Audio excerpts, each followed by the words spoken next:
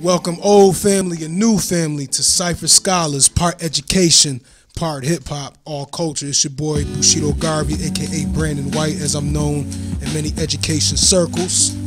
It's your boy Rob Blow. Yes, yes, yes. So we got a really packed up syllabus today, you know what I'm saying? We got, one, the mass shootings that took place in El Paso, right? Two, we got the TK's murder charge, right, and sentencing for 55 years in prison. And then we got J. Cole, autism and education, right? I know that may sound crazy to somebody who has not been following the J. Cole story with his remarks on autism in a song, but we'll cue you in. So let's go right ahead and start breaking down this El Paso shooting. First and foremost, peace, power, and condolences to those who were impacted by the shooting in El Paso. Our hearts and prayers go out with you all, and may the madness just stop. So in terms of how the shooting went down, it happened in a shopping complex in El Paso. Minimum 20 people died. It took place at the Walmart in that shopping complex. And the man was apprehended. His name is Patrick. How you pronounce his last name, homie? Is Patrick Crucius? Crucius, thank you, Patrick Crucius. What you thinking, man? I mean, obviously this is a terrible tragedy. I guess there was a immediate investigation that went on after this incident occurred. They found out that he was online, I believe maybe Facebook or maybe some other social media websites, where he left a trail of his actions, his possible actions leading up to that day. Yeah. Or possible whatever, just anything that could give clues to why he has done this. These were like trails on the social media platforms that he was on or whatever. I don't know. I believe they were on Facebook, etc.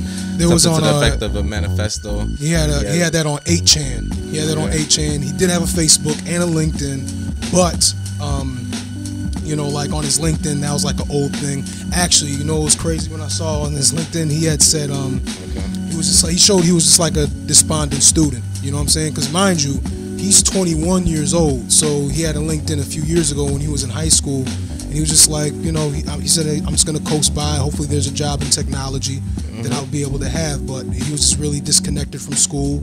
You know what I'm saying?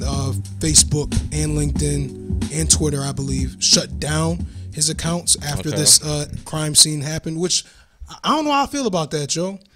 You know what I'm saying? Like, so you shut it down, supposedly, for cooperation with the law, but now we can't really see. Now all the information is filtered about what this young man was really about. You know what I'm saying? Like, they get to control the narrative of what he was about instead of us figuring out for ourselves to go to, Patrick Crucius's page. You know what I'm saying? Like, so that's a little weird to me. You know what I'm saying? Especially since everybody else's business is always out there, but that's a whole other thing. I mean, so what is the process of a government organization or social media overseers or supervisors that see something like this? Like, for example, they might see hate speech, they might see red flags on certain words that were being used on LinkedIn or whatever, you know what I mean? Right. And the manifestos and all that other stuff like that. What's the process of these overseers that catch these red flags? Well, like, do they bring them in for investigation? Do they just shut down the social media websites? Well, Facebook, in a statement about this, said something about like how this type of behavior goes against our community rules and is shut down upon sight. When clearly that's not the case, because old boy had an account saying very similar things for a while until he ends up killing 20 people. You know what I'm saying? And injuring others as well in the shooting. But 8chan, which is where his main manifesto was, is like it's like MySpace for like skinheads, basically. Wow. You know what I'm saying? Like, so they, you know, like that's its own haven of like people who are you know, just really getting mad, and I'm starting to call white male fundamentalists.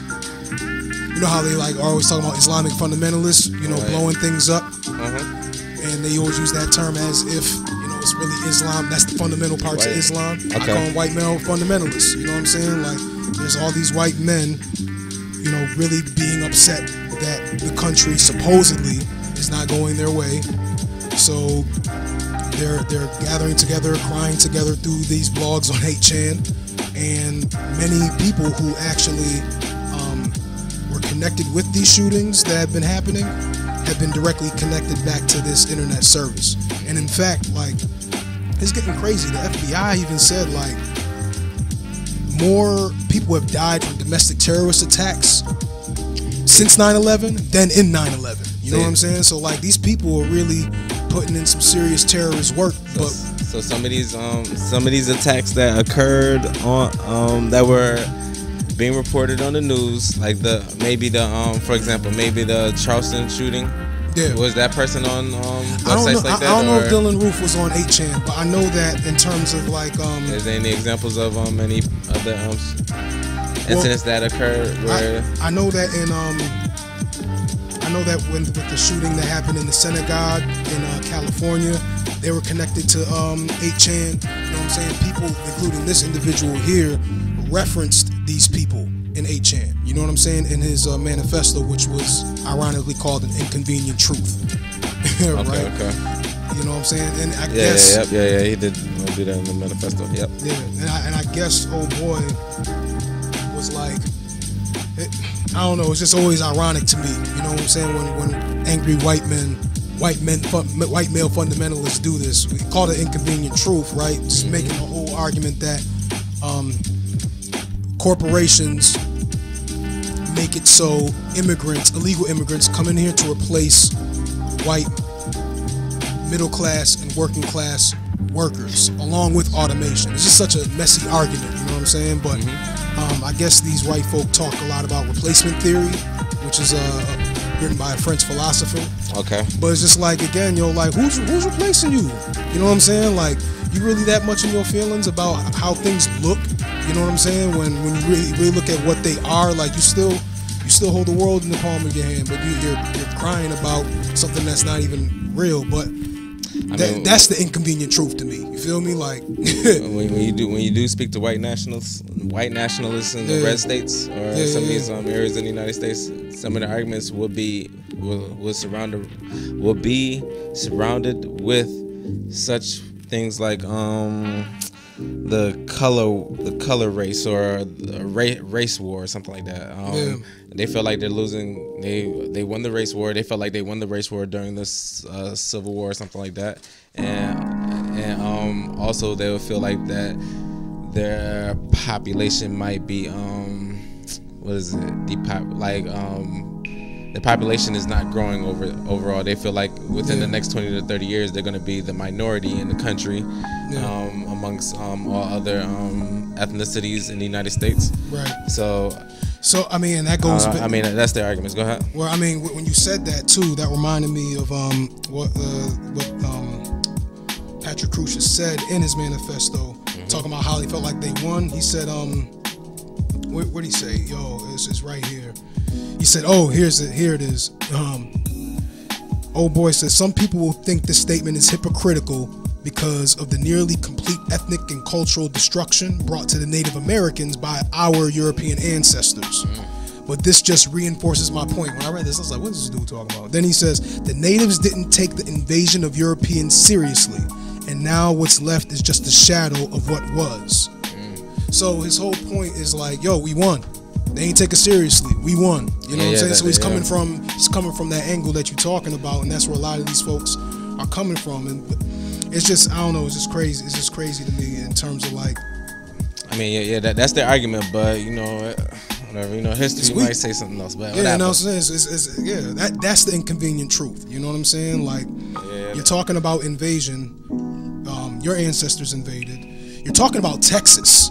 Texas, which explicitly was a American invasion. You know what I'm saying? Like Texas was a Mexican property. They allowed Americans to migrate to Texas. See all this inconvenient truth, and they were mostly Southern Europeans that were into slavery, that were into the plantation way of life, not the northern way of life. They were in the southern way of life. Exactly. They were in the state rights, etc. So and here they go, and then America flipped it on them, right? And then goaded a war with Mexico, and then they took the land. You know what I'm saying? So I'll never forget. I feel like I say this all the time. There was a Independence, Texas Independence. And there was a sister, this Mexican sister, that was at this conference I was at, and she said, "We didn't cross the border crossed us."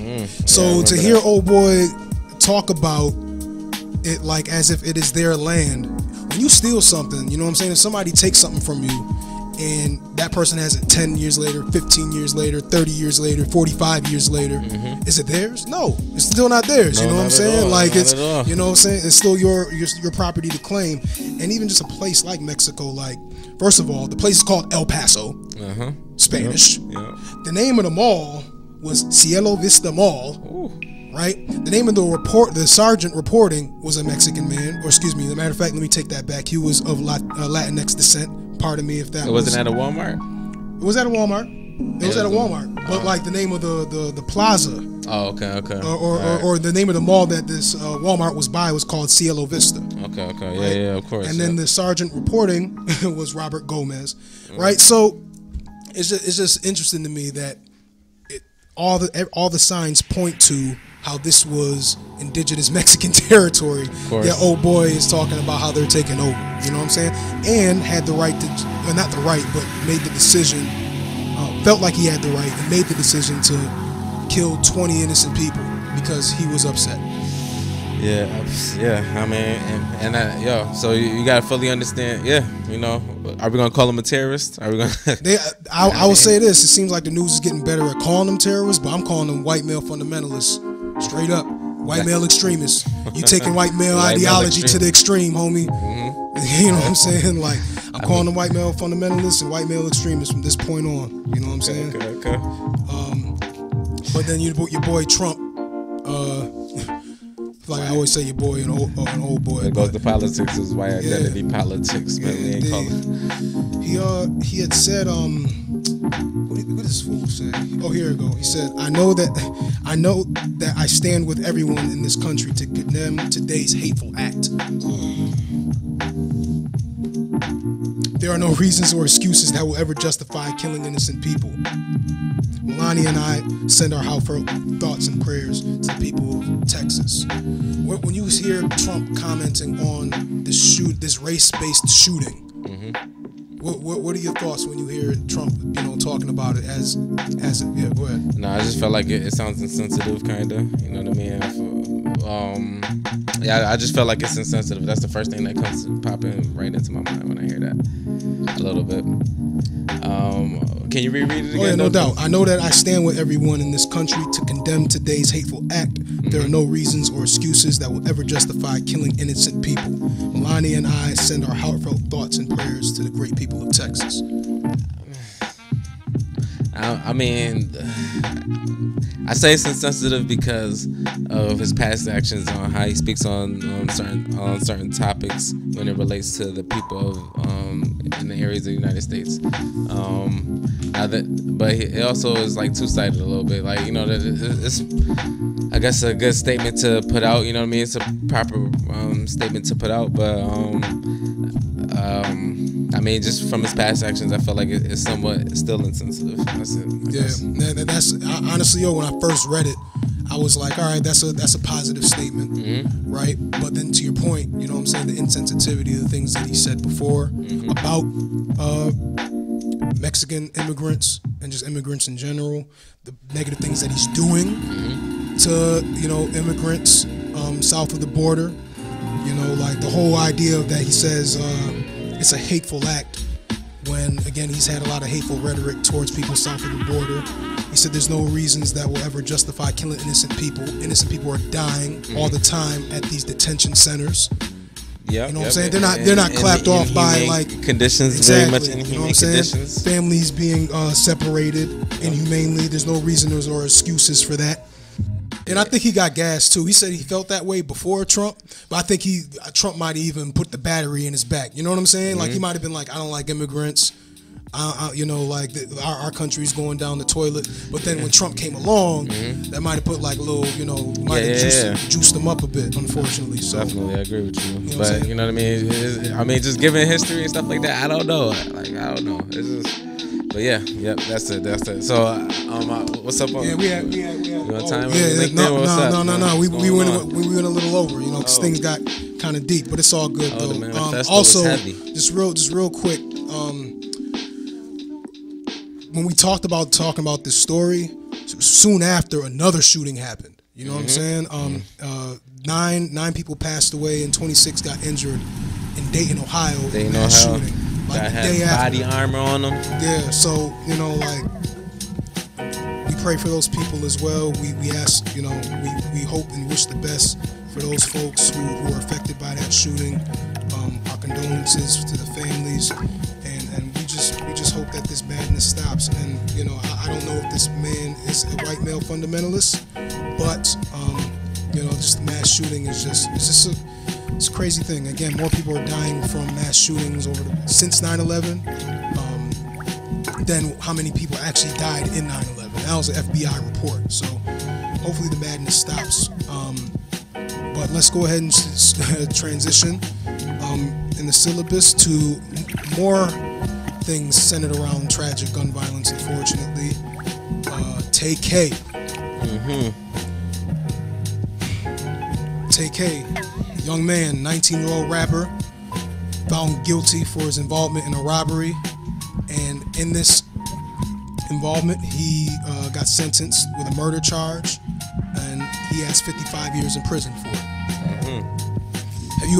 Were you a Tay-K listener prior to all this Tay-K trauma and drama? No, never even heard of Tay-K before then. I don't think. Yeah, now I think a lot of older. I was listening to Lord Jamar talk about it. And he was like, you know, I didn't really follow up with who Tay-K was. I think it's just like an older head thing. You know what I'm saying? If you're like 28 and up, like you might have missed like the boat about who he was. But his song "The Race" is like it went platinum. You know what I'm saying? I probably did hear that. You probably did. I definitely heard the song. You I just definitely don't even know. Yeah, all of who, us. Yeah. You know what I mean? I don't. Yeah, go ahead. Yep. Yeah, no, I'm sure because when I checked it, I was like, oh, this cat, this brother, this young brother. I definitely heard the song. I just don't follow up on some of the rappers now. No, for sure. And that song, "The Race," which went platinum, was about him committing. It was indirectly / kind of directly about him being on the run. You know what I'm saying, from this crime that he got sentenced for. You know what I'm saying? And they used the song in the trial as evidence. You know what I'm saying? So, I don't know, man. Like, there's so many things that kind of. What city is he from? What city is he from? What city is he from? He's from Texas. Actually, Texas again, too? going back to Texas, right? You know what I'm saying? But yeah, I think maybe Fort Worth. I'm not sure. I'll have to follow up on that, but. You know, he's a Texas-based rapper, only 19 years old. The song "The Race" came out like 2 or 3 years ago, so he was a kid. You know what I'm saying? And when you watch the video, he's like clearly like bouncing around like a kid. You know what I'm saying? But like with like, I don't know if they're prop guns or if they're real guns, but he's just bopping around with these. And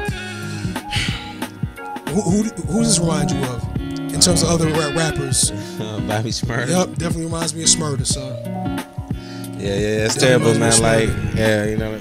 I don't know what to say, man. Like, I mean, if he did do this, man, you know, like, I mean, it's sad to hear. You know what I mean?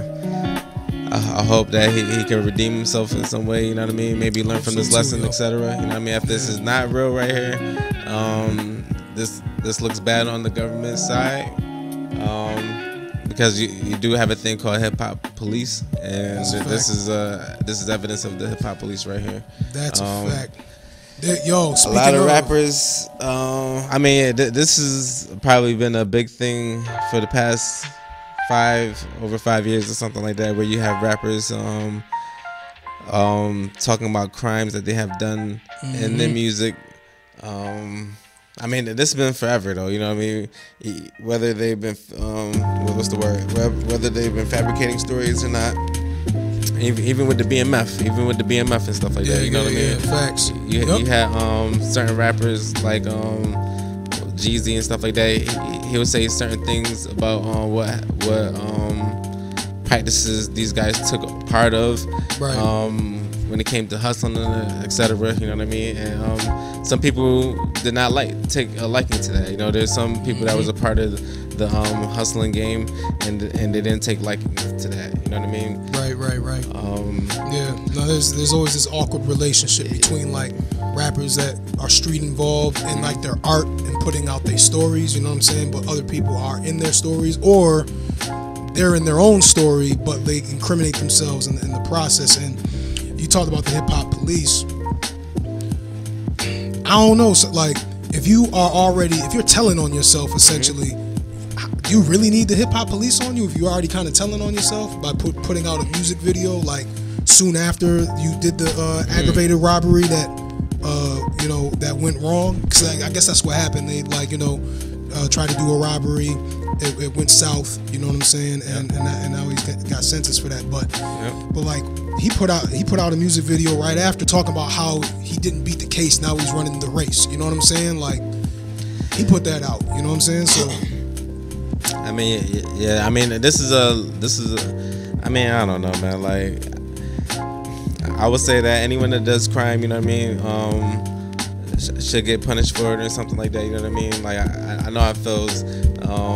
I've seen crime happen right near me, etc. You know, in the city I'm at. You know what I mean? And I feel sad for the people that it happens to. You know what I mean? Some of these people you might even know. Yep. Some of these people you might know them through a separation of degrees. You know what I mean? Yeah. But no, for real. That's real. And to your point too about the hip hop police, though, here's the thing. In reading this report about it from Pitchfork, it said the same day that TK shared the video, which is June 30th, 2017, he was apprehended by the United States Marshals Service. Oh, the Marshals. Not by the local police. The Marshals. FBI, not the FBI. The Marshals in Elizabeth, New Jersey. The race was certified platinum last year. So, bringing it back to Patrick, I always forget how to pronounce that man's last name. Patrick what? Crucius. Yes, Crucius. Yep. He left. Well, so I guess in that manifesto, it was made 19 minutes before the actual shooting take place, or it was posted. Okay. But like, he had other things posted in other places, and you know that there's been other people, like the Parkland shooter had like a lot of suspect things that were posted months before the actual shooting, right? A lot of time before the actual shooting, and then the shooting happened. Like, why was it so quick for this homie to be picked up based on online activity? But it's so slow for other folks. That was my question earlier. What's the process when they do see red flags of certain words being used? You know what I mean, etc. You know, those that oversee the social media websites, etc. Right. Why? What's the process? Right. I mean, are you just shutting down their website? Are you demonetizing them, or just demonetizing them? Are you calling these guys? Are you making visits, etc.? In this case, you know what I mean, they made a visit automatically, like they was on it. Right. I think the rules bend a lot. You know what I'm saying? I think they still either trying to figure it out, or they're doing it in a way that just reflects their own biases, or potentially just their own thinking about how society could be run or how it should be managed. Because it's sloppy. Like, 1 second, somebody can have like all this crazy stuff on their page. You know what I'm saying? We know students that have crazy stuff on their page. Minors, you know what I'm saying? Like, have crazy stuff, sexual violence, otherwise, and it can stay on their page for a really long time and not be shut down or not reported, or nobody followed, all enforcement doesn't follow up. You know what I'm saying? But in this situation, it did. And we had that story about like now that there are certain districts that are trying to collect information fast, but it's not necessarily a productive way of doing it. Yeah, data surveillance. You know what I'm saying? So I privacy. I mean, this is a privacy issue. This is a privacy issue all across the board. Whether you're an adult, whether you're a minor, this is a privacy issue all across the board. But at the same time, when you do have, first of all, we know that this has been going on probably for well over half a decade. I'm sure, well over half a decade, where words are being monitored widely in a wide fashion all across the United States. Where you certain words like for example, you can't say a fire. You can't say a bomb in the elevator. You can't say that. You will get arrested, right? You will get arrested, right? So you can't say certain words on the internet. Like, I mean, they're gonna label you as black identity extremist, right? Or we might, informally label you as a white identity extremist. You know, yo, that was the other thing that I read, son. Like the FBI, I don't know, man. It's kind of crazy, man. The FBI said, check this, son, because they got the BIE, right? Black identity extremists, or BI. Yeah, I said it right. He said but like they had the report said no United States government agency is responsible for designating domestic terrorism organizations, and there is no criminal charge of domestic terrorism. They may be charged with existing laws such as hate crime, gun and conspiracy issues, but there isn't like designated labels, you know what I'm saying, for domestic terrorism organizations. So you're able to, you know, have those word searches, but you can't like have government officialized identities. You know what I'm saying? You can't say whatever hate group that, you know, Patrick was a part of.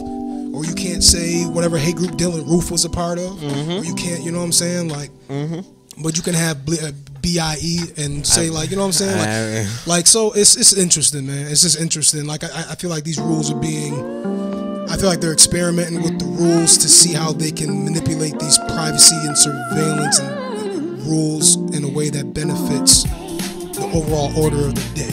You know what I'm saying? And that might be conspiracy-ish, but you know what I'm saying? Like, I'm seeing these shootings and the response to these shootings, and this is what I'm thinking about. Right? But yo, man, we had time. Dang. We had time. All right, that's but cool. Yo, listen, y'all been listening to Cipher Scholars. This is the first time we did only 2 topics ever. You know what I'm saying? But we got deep. We had real convo. Hopefully you enjoyed it. Hopefully. Feel free to comment at the end. You know what I'm saying? At the end of the video that you see, or in the audio version that you hear. You can check us out every Tuesday from 1:30 to 2 on Wayo FM 104.3, and also catch us online on Facebook. Peace and progress.